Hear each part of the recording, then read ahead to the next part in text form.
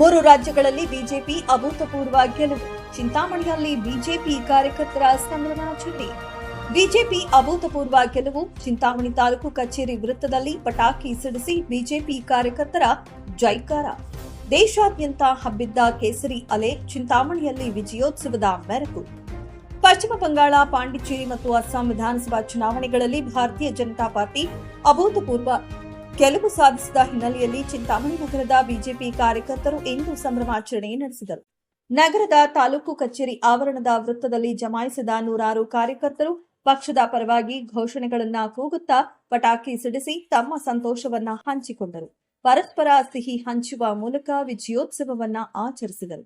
BJP ಯುವ ಮುಖಂಡರಾದ ಹಾಗೂ ನಿಕಟಪೂರ್ವ ಅಧ್ಯಕ್ಷರಾದ ಮಹೇಶ್ ಬಾಯ್ ಮಾತನಾಡಿ, ದೇಶದ 3 ಪ್ರಮುಖ ರಾಜ್ಯಗಳಲ್ಲಿ ಬಿಜೆಪಿ ಭರ್ಜರಿ ಜಯ ದಾಖಲಿಸಿರುವುದು ಹೆಮ್ಮೆಯ ವಿಷಯ. ಪ್ರಧಾನಿ ನರೇಂದ್ರ ಮೋದಿ ಅವರ ನಾಯಕತ್ವ ಮತ್ತು ಕೇಂದ್ರ ಸರ್ಕಾರದ ಜನಪರ ಯೋಜನೆಗಳಿಗೆ ಈ ಫಲಿತಾಂಶವೇ ಸಾಕ್ಷಿಯಾಗಿದೆ. ಇದು ಬರೀ ಚುನಾವಣಾ ಗೆಲುವಲ್ಲ, ಭಾರತದ ಅಖಂಡತೆಯ ವಿಜಯ ಎಂದು ಹರ್ಷ ವ್ಯಕ್ತಪಡಿಸಿದರು.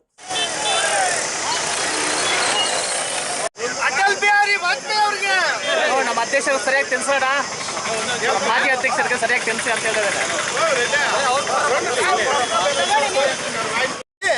3 ರಾಜ್ಯಗಳಲ್ಲಿ ಅಭೂತಪೂರ್ವ ಗೆಲುವು ಸಾಧಿಸಿದೆ.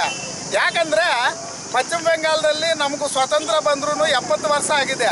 ಆದ್ರೂ ಸಹ ಅಲ್ಲಿನ ಜನ ಇದುವರೆಗೂ ಸ್ವತಂತ್ರವಾಗಿ ಬದುಕಿಲ್ಲ. ಅವರು ಕೆಲವು ದಿನ ಕಾಂಗ್ರೆಸ್ ಅವರು ಆಡಳಿತ ಮಾಡಿದ್ರು, ಆವಾಗಲೂ ಹಂಗೆ ಆಗಿತ್ತು. ಮತ್ತೆ ಲೆಫ್ಟ್ ಪಾರ್ಟಿಗಳು ಒಂದು 30 ವರ್ಷ 34 ವರ್ಷ ಆಡಳಿತ ಮಾಡಿದ್ರು, ಆವಾಗಲೂ ಹಂಗೆ ಯಾವ ಜನಸಾಮಾನ್ಯರನ್ನು ಕಡೆಗಣಿಸ್ತಾನೇ ಇದ್ರು. ಮತ್ತೆ ಇದಕ್ಕೆ ಮುಂಚೆ ಪಶ್ಚಿಮ ಬೆಂಗಾಲ CM ಆಗಿದ್ರು ಮಮತಾ ಬೆನರ್ಜಿ ಯಾವ ಥರ ಮಾಡಬಾರ್ದು ಕೆಲಸಗಳೆಲ್ಲ ಯಾವ ಥರ ಮಾಡಿದ್ರು, ಅಲ್ಲಿ ಕೊಲೆಗಳಾಗಿರ್ಬೋದು, ಅತ್ಯಾಚಾರಗಳಾಗಿರ್ಬೋದು, ಅಧಿಕಾರಿಗಳನ್ನ ಯಾವ ಥರ ದುರುಪಯೋಗ ಮಾಡಿಕೊಂಡು ಯಾವ ಥರ ಮಾಡಿದೆ ಅಂದರೆ, ಮೊನ್ನೆ ಇವರು ಹೇಳ್ತಾ ಇದ್ರು ಸಮೀಕ್ಷೆಗಳೆಲ್ಲ ಅವರು ಹೋದಾಗ ವಿಲೇಜ್ಗಳಲ್ಲಿ ಅವ್ರು ಓಟ್ ಹಾಕ್ಬಿಟ್ಟಿದ್ದಾರೆ ಆಲ್ರೆಡಿ ಭಾಜಪಕ್ಕೆ. ಆದ್ರೂ ಸಹ ಅವರು ಮತ್ತೆ ಏನಾಗುತ್ತೆ ಅನ್ನೋ ಅವ್ರಿಗೂ ಭಯ ಬಿದ್ದು ಅವ್ರೂ ಸಹ ಬಾಯಿ ಬಿಡ್ತಾ ಇರಲಿಲ್ಲ. ಅಷ್ಟು ಒಂದು ಭಯಭೀತರಾಗಿದ್ರು ಬಂಗಾಲದಲ್ಲಿ. ಇವಾಗ ನಿಜವಾದ ಸ್ವತಂತ್ರ ಬಂಗಾಲದಲ್ಲಿ ಬಂದಿದೆ ಅಂದ್ರೆ ಇವಾಗ ನಿನ್ನೆ 4ನೇ ತಾರೀಕು ನಮ್ಮ ಮೋದಿ ಅವರು ಆಗಿರ್ಬೋದು, ಅಮಿತ್ ಶಾ ಆಗಿರ್ಬೋದು ಹೇಳ್ತಾನೆ ಇದ್ರು ನಿಜವಾದ ಸ್ವತಂತ್ರ ಬರುತ್ತೆ. ನಮ್ಮ 4ನೇ ತಾರೀಕಿನಿಂದ TMC ಗೂಂಡಾಗಲೆಲ್ಲ ಎಲ್ಲೆಲ್ಲಿರ್ತಾರೋ ಅವ್ರನ್ನ ಹುಡುಕಿ ಒಳಗಡೆ ಹಾಕ್ತೀವಿ. ಆ ಗೂಂಡಾಗಲಿಗೆಲ್ಲ ಆಲ್ರೆಡಿ ನಿನ್ನೆಯಿಂದಾನೇ ಶುರುವಾಗಿದೆ, ಅವ್ರಿಗೆ ನಡಕ ಶುರುವಾಗಿದೆ.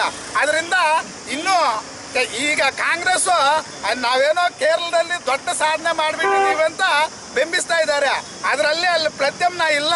ಈಗ LDF ಅವರು ಮಿತ್ರಪಕ್ಷಗಳೇ ಎಲ್ಲ. ಅವರು ಪಶ್ಚಿಮ ಬಂಗಾಳದಲ್ಲಿನೂ ಸಹ ಮಮತಾ ಬೆನರ್ಜಿ ಅವ್ರ ಮಿತ್ರಪಕ್ಷಗಳೇ. ಇಲ್ಲಿ ಅವ್ರವ್ರಿಗೆ LDF UDF ಅಂತ ಅವ್ರು ಬಿಟ್ಟು ಇವ್ರನ್ನ ಕೊಟ್ಟಿದ್ದಾರೆ. ಅಲ್ಲಿ ನಾವು ಪ್ರಾತಿನಿಧ್ಯ ಇಲ್ಲ. ಅದಕ್ಕೋಸ್ಕರ ಅಲ್ಲೇನೋ ಒಂದು ಸ್ವಲ್ಪ ಇದು ಮಾಡಿದ್ದಾರೆ ಬಿಟ್ಟರೆ ಮಿಕ್ಕಿದ್ದ 4 ರಾಜ್ಯಗಳಲ್ಲಿ ಧೂಳಿಪಟ ಆಗಿದೆ ಕಾಂಗ್ರೆಸ್. ನಮಗೂ ಈ ಅಸ್ಸಾಮಲ್ಲಿ ನಾವು 3ನೇ ಸಲ ಹ್ಯಾಟ್ರಿಕ್ ಸಾಧನೆ ಮಾಡಿದ್ದೀವಿ.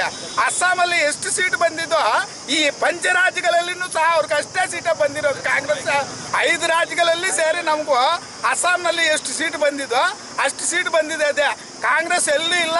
ಮುಂದಿನ ದಿನಗಳಲ್ಲಿನೂ ಸಹ ಕರ್ನಾಟಕದಲ್ಲಿ ಇದೇ ಗದ್ದೆ. ಕಾಂಗ್ರೆಸ್ಗೆ ಎಲ್ಲರೂ ನೋಡ್ತಾ ಇದ್ದಾರೆ ಯಾವಾಗ ಅಂತ. ನಿನ್ನೆ 2 ಉಪಚುನಾವಣೆ ನಡೆದಿದೆ. ಅದೇ ಅವರು ಅನುಕಂಪ ಇತ್ತು ಅವ್ರ ಮೇಲೆ, ಆಡಳಿತ ಅವ್ರದ್ದೇ ಇತ್ತು. ಅದಕ್ಕೋಸ್ಕರ ಸ್ವಲ್ಪ ಅಧಿಕಾರ ದುರುಪಯೋಗನ ಮಾಡಿಕೊಂಡಿದ್ದಾರೆ. ಅನುಕಂಪದಿಂದ ನಾವು 2 ಕಡೆ ಸೋತಿರ್ಬೋದು.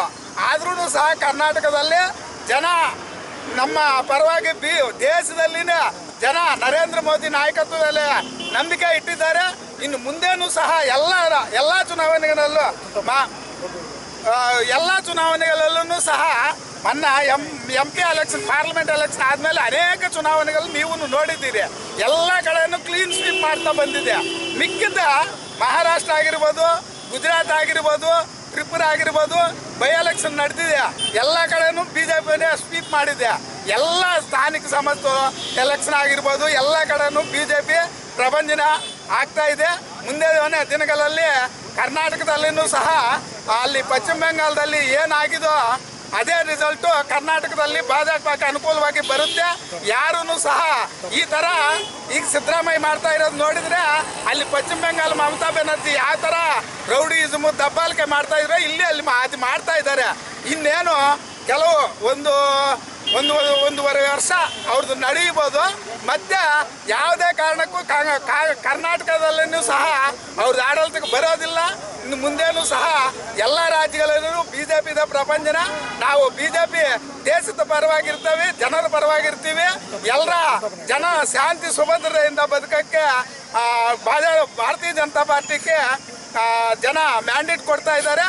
ನಾವು ಈಗ ಪಂಚರಾಜ್ಯಗಳಲ್ಲಿ ಎಲ್ಲ ಜನರಿಗೂ ನಮ್ಮನ್ನು ಬೆಂಬಲಿಸಿದ ಎಲ್ಲ ಜನರಿಗೂ ಚಿಂತಾಮಣಿ ಭಾರತೀಯ ಜನತಾ ಪಾರ್ಟಿ ಪರವಾಗಿ ಗೋಪಿಯನ್ನ ನಮ್ಮ ನಾಯಕರಾದ ಗೋಪಿಯನ್ನ ಪರವಾಗಿ ಎಲ್ಲ 5 ಪಂಚರಾಜ್ಯಗಳ ಚುನಾವಣೆ ಎಲ್ರಿಗೂ ಸಹ ಗೆದ್ದಿರುವ ಅಭ್ಯರ್ಥಿಗಳಿಗೂ ಮತ್ತೆ ಅಲ್ಲಿನ ಜನತೆಗೂ ಅಭಿನಂದನೆಗಳನ್ನು ತಿಳಿಸ್ತಾ ಈ 4 ಮಾತುಗಳು ಮಾತಾಡೋ ರಾಜ್ಯಗಳ ಚುನಾವಣೆಯಲ್ಲಿ ಭಾರತೀಯ ಜನತಾ ಪಾರ್ಟಿಯನ್ನು ಇಡೀ ದೇಶ ಒಪ್ಪಿಕೊಂಡಿದೆ.